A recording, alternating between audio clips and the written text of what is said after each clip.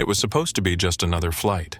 The kind of journey that plays out thousands of times a day around the world, passengers boarding, pilots running final checks, engines roaring to life, and families waving goodbye.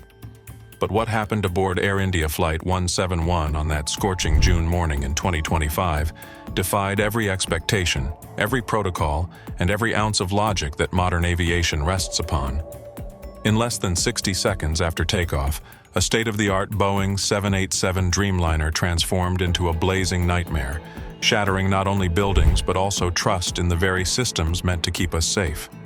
And while the official report claimed mechanical failure, a growing chorus of independent investigators, simulation analysts, and aviation experts are warning, the real cause may be something far more disturbing. Because when you dig deeper into the wreckage, into the black box data, the cockpit voices, the fuel switches, and the eerie silence of failed safety systems, what emerges is not a tale of unfortunate coincidence, but one of unsettling contradiction. This is the hidden story of Flight 171, and what you're about to hear changes everything. The sun rose over Ahmedabad with the kind of blazing heat that warps the horizon and pushes engines to their thermal limits. On the tarmac, Air India Flight 171 gleamed with promise, a Boeing 787 Dreamliner prepped for a long-haul journey to London.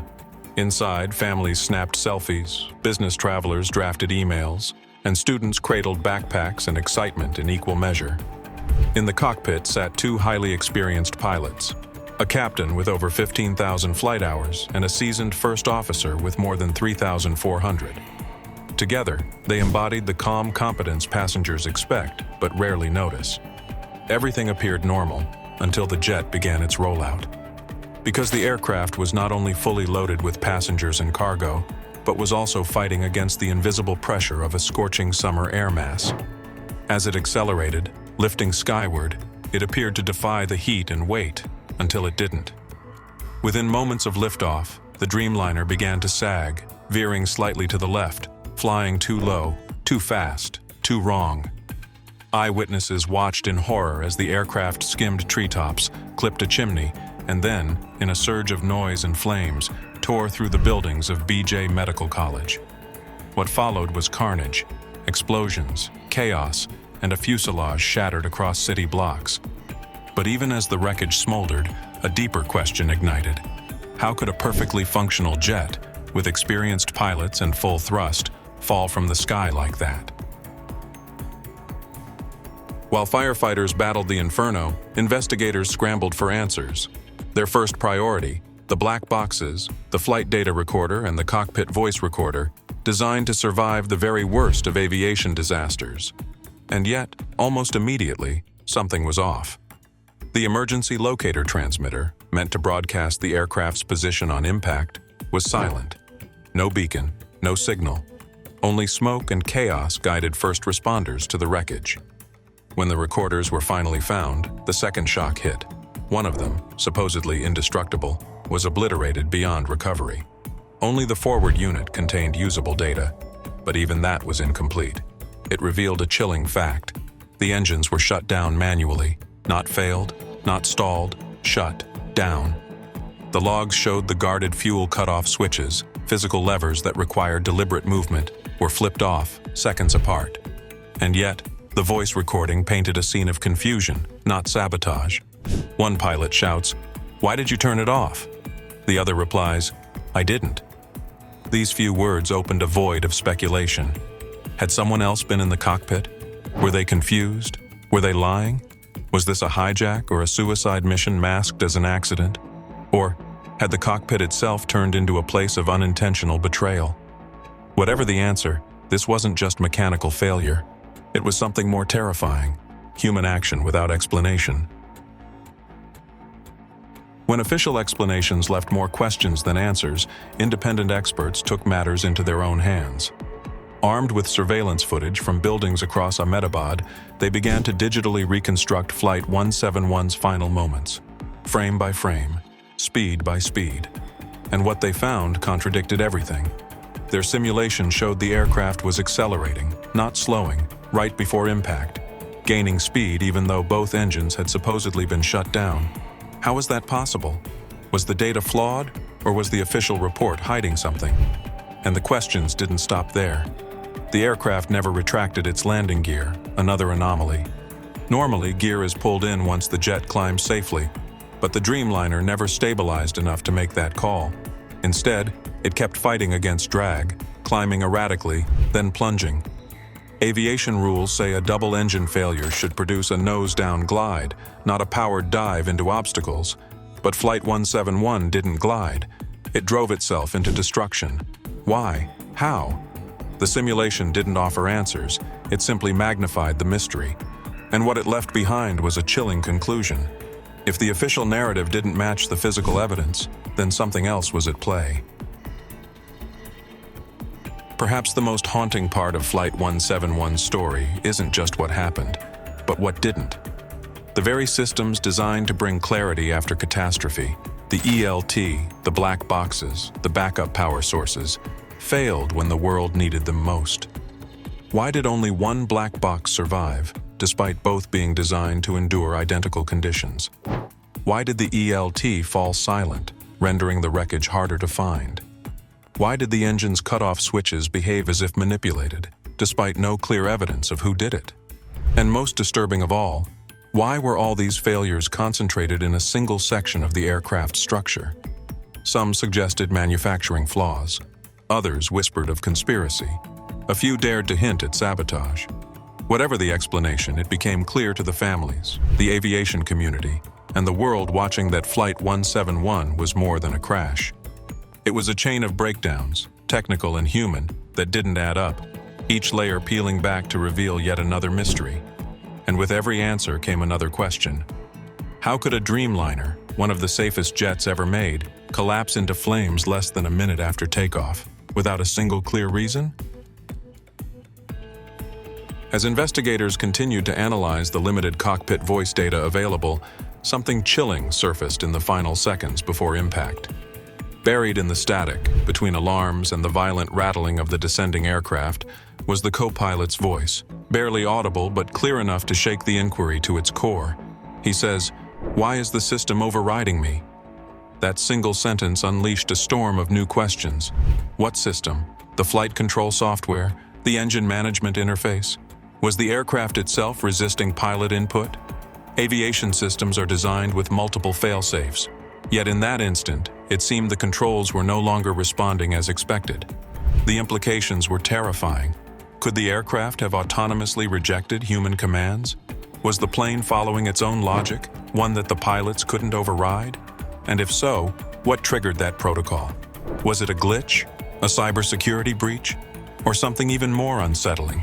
A failure of artificial assistance that was never accounted for in training or documentation? As forensic analysts replayed the audio again and again, the line repeated like a ghost trapped in the machine. Why is the system overriding me?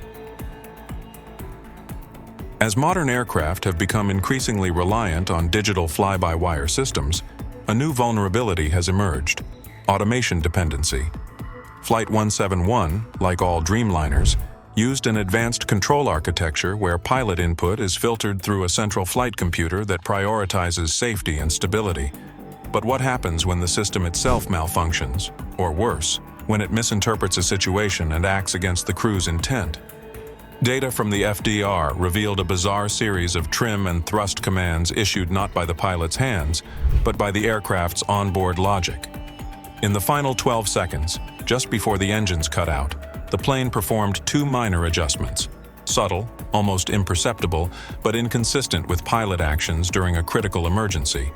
These weren't corrections. They were decisions that seemingly accelerated the aircraft into a fatal trajectory. Boeing engineers insisted the software behaved as expected.